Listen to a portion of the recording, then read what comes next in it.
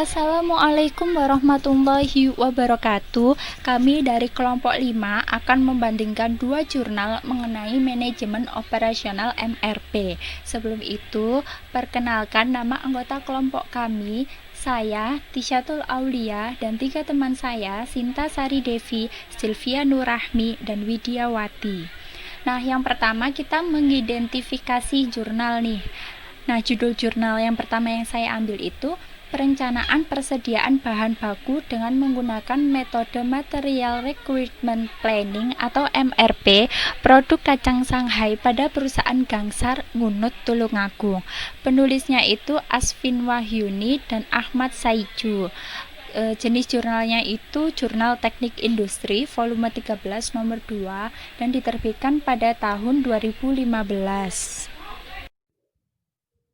Selanjutnya adalah analisis SWOT untuk perencanaan persediaan bahan baku dengan menggunakan metode MRP produk kacang Shanghai.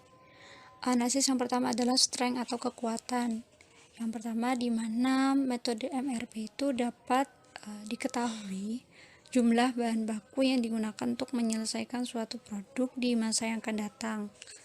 Kemudian analisis strength yang kedua adalah metode MRP dapat meminimalisasikan biaya persediaan sehingga dapat diketahui biaya yang paling efisien dari perbandingan metode baik LFL atau lot for lot atau EOQ dan metode yang sudah berjalan di suatu perusahaan. Kemudian analisis strength yang ketiga adalah dapat diketahui jadwal induk produksi, di mana jadwal induk produksi itu adalah pernyataan tentang produksi akhir dari suatu perusahaan industri manufaktur untuk memproduksi output yang berkaitan dengan kuantitas dan periode waktu. Selanjutnya adalah analisis weakness atau kelemahan, yaitu yang pertama, metode MRP membutuhkan data yang spesifik untuk dapat mengetahui berapa lama perusahaan menggunakan berbagai komponen dalam memproduksi suatu produk. Kemudian analisis kelemahan yang kedua adalah metode MRP membutuhkan akurasi dalam proses operasi. Selanjutnya adalah analisis opportunities atau peluang, di mana dengan metode MRP itu dapat terhindar dari stock out dan overstock sehingga tidak akan menghambat proses produksi karena proses pengendalian persediaan itu sudah terkomputerisasi dan tersistem dengan baik. Kemudian analisis peluang yang kedua adalah dengan metode MRP dapat mengurangi harga jual karena biaya total untuk persediaannya itu lebih efisien. Selanjutnya adalah analisis threat atau ancaman, di mana dalam metode MRP itu memiliki kekurangan komitmen manajemen puncak dalam pengimplementasian MRP. Kemudian analisis yang kedua adalah MRP dinilai sebagai metode yang terpisah dengan sistem lain, kemudian lebih dipandang sebagai sistem yang berdiri sendiri dalam menjalankan operasi perusahaan. Dalam jurnal ini juga disebutkan bahwa perusahaan masih menggunakan metode perusahaan itu sendiri. Nah, sekarang analisis metode penelitian pada jurnal yang pertama. Penelitian ini menggunakan operasional variabel. Operasional dalam perencanaan pengendalian persediaan bahan baku yaitu suatu sistem yang dilakukan oleh manajemen untuk mengatur persediaan bahan baku di perusahaannya yang mempunyai tujuan untuk memperoleh total biaya persediaan yang paling efisien. Nah, menurut Sugiono 2004, variabel penelitian adalah suatu atribut atau sifat atau nilai dari orang, objek, atau kegiatan yang mempunyai variasi tertentu yang ditetapkan oleh peneliti untuk mempelajari dan ditarik kesimpulannya. Nah, manfaat dari operasional variabel ini untuk mengidentifikasi kriteria yang dapat diobservasi sehingga memudahkan observasi atau pengukuran terhadap variabel. Nah, variabel dalam penelitian jurnal 1 ini sendiri itu material requirement planning atau MRP. Nah, proses MRP itu kan ada 4. Ada kebutuhan bersih, jumlah pesanan, rencana pemesanan, dan perhitungan biaya persediaan. Jadi, ada 2 metode, ada peramalan dan proses perhitungan MRP. Nah, proses perhitungan MRP itu mulai dari menentukan jadwal induk produksi, menentukan kebutuhan bahan baku setiap periode, dan menentukan jumlah pesanan. Ukuran lot itu dari lot for lot atau jumlah pesanan ekonomis atau economic order quantity. Jadi penerapan metode MRP pada jurnal kali ini tuh untuk merencanakan persediaan bahan baku pada kacang Shanghai agar dapat berjalan secara efektif dan efisien. Selanjutnya adalah kelemahan dan kelebihan jurnal 1. Untuk kelebihan, yang pertama adalah biaya total persediaan dengan sistem MRP yang menggunakan metode EOKI terbukti lebih efektif dan efisien. Kemudian analisis yang kedua, metode MRP dengan menggunakan EOKI juga dapat berperan dalam mengefisiensi biaya persediaan bahan baku pada perusahaan.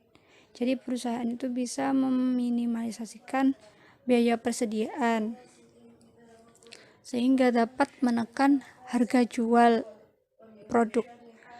Kemudian analisis yang kedua, analisis kelemahan jurnal adalah kelemahan pada jurnal 1 itu perusahaan belum menerapkan salah satu metode MRP sehingga baru dilakukan analisis terkait sistem MRP dengan membandingkan metode-metode MRP, yaitu metode lot for lot dengan metode EOKI atau Economic Order Quantity. Jadi pada jurnal ini perusahaan itu baru akan menggunakan analisis dengan metode MRP karena sebelumnya pada jurnal ini perusahaan yang memproduksi kacang Shanghai ini masih menggunakan metode sendiri di perusahaannya. Lalu setelah mengetahui MRP, perusahaan melakukan perbandingan untuk metode MRP dengan membandingkan metode lot for lot dengan metode EOKI dan terbukti bahwa EOKI memiliki biaya yang lebih efisien.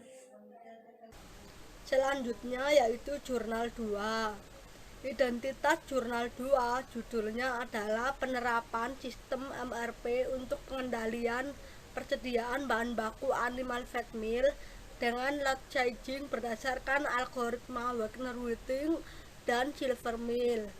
Penulis jurnal 2 ini adalah Dhani Nasir dan Ceria. Beliau berasal dari Universitas Brawijaya. Jenis jurnal ini adalah jurnal teknik industri. Untuk tahun terbitnya tidak dicantumkan dalam jurnal tersebut.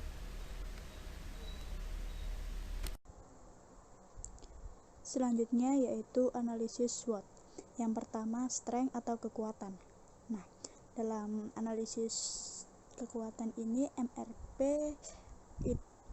itu dapat membantu perusahaan dalam pengelolaan persediaan dengan baik, sehingga tidak terjadi penumpukan bahan baku ataupun kesalahan perhitungan. Selain itu, MRP juga mampu untuk menghasilkan inventory cost yang rendah. Inventory cost ini biaya-biaya yang berhubungan dengan persediaan. Nah, inventory cost ini dilakukan dengan menggunakan perhitungan gross requirement, lot sizing, dan juga MRP bahan baku.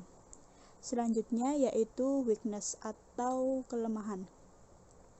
Kelemahan ini lebih kepada data, karena data yang disajikan itu harus spesifik dan juga sesuai dengan keadaan yang ada. Dengan begitu, data tersebut bisa digunakan pada sistem MRP. Nah, apabila perusahaan tidak mampu menyajikan data yang spesifik dan juga sesuai dengan keadaan yang ada, maka MRP tersebut tidak bisa dijalankan dengan baik.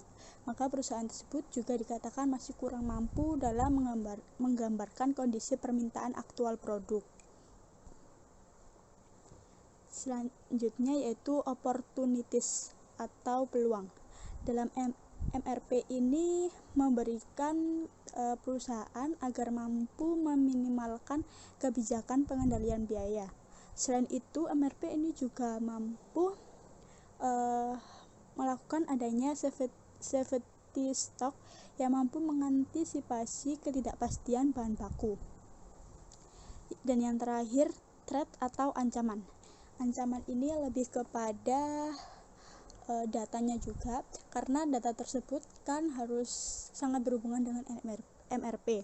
Nah, apabila manajemen perusahaan kurang mampu dalam memastikan integritas data, maka MRP ini tidak akan menghasilkan sesuatu yang baik, karena manajemen perusahaan masih belum bisa dalam memastikan integritas data tersebut. Selanjutnya adalah analisis metode penelitian.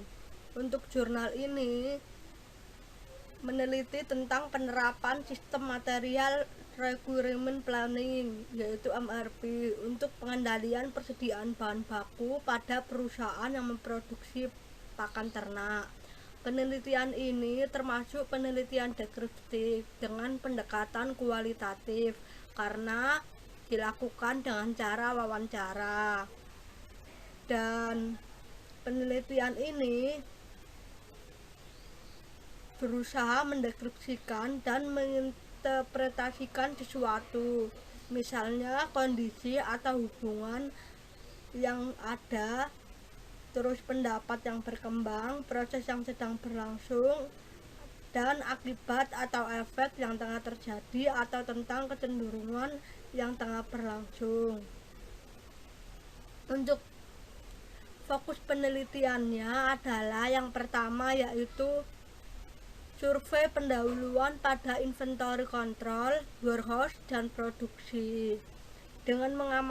Caranya itu dengan mengamati langsung masalah dalam proses pengelolaan persediaan untuk kelancaran produksi hingga menjaga kualitas bahan baku yang digunakan untuk menghasilkan produk. Yang kedua yaitu peramalan permintaan produk. Dalam meramalkan permintaan digunakan teknik peramalan dengan pendekatan time series. Salah satu tahapan penting dalam menentukan peramalan yang sesuai dengan metode time series adalah menggunakan tipe pola data. Yang ketiga yaitu perhitungan Master Production Schedule atau MPS, dan ini dibuat berdasarkan data permintaan ke depan yang merupakan hasil peramalan. MPS digunakan untuk menghitung jumlah produk yang diproduksi dan kapan dibutuhkan. Terus perhitungan safety stock. Safety stock itu dihitung untuk mengantisipasi permintaan probabilistik. Yang ketiga yaitu teknik lot sizing. Teknik lot sizing ini perhitungannya tuh bahan baku menggunakan teknik log sizing, di mana pada penelitian ini akan dilakukan 3 perhitungan teknik log sizing, yaitu teknik log sizing dengan algoritma Wagner-Witting, algoritma Silvermill, dan teknik log sizing yang diterapkan perusahaan. Yang keempat yaitu sistem material requirement planning MRP dalam produk yang diciptakan perusahaan. Harus menyusun ini dikarenakan jumlah produk yang dibuat pada periode tertentu sama dengan nilai kebutuhannya.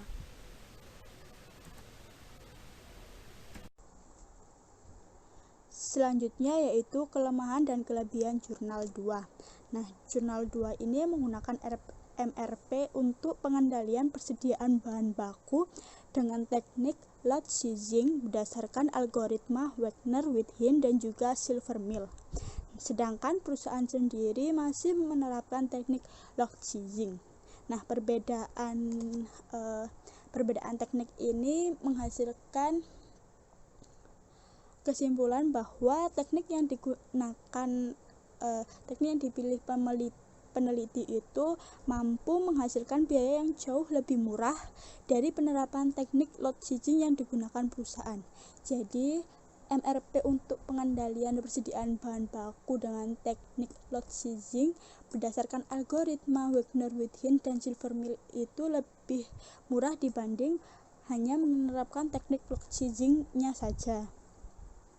Sedangkan untuk kelemahannya, karena di sini perusahaan masih menggunakan teknik load seizing, maka di sini peneliti harus menyajikan data yang lebih rinci lagi dari data yang disajikan oleh perusahaan. Selain itu, peneliti juga harus melakukan langkah-langkah yang lebih banyak dari yang dilakukan oleh perusahaan. Selain itu, forecast yang dilakukan perusahaan juga masih kurang mampu dalam menggambarkan kondisi permintaan aktual produk.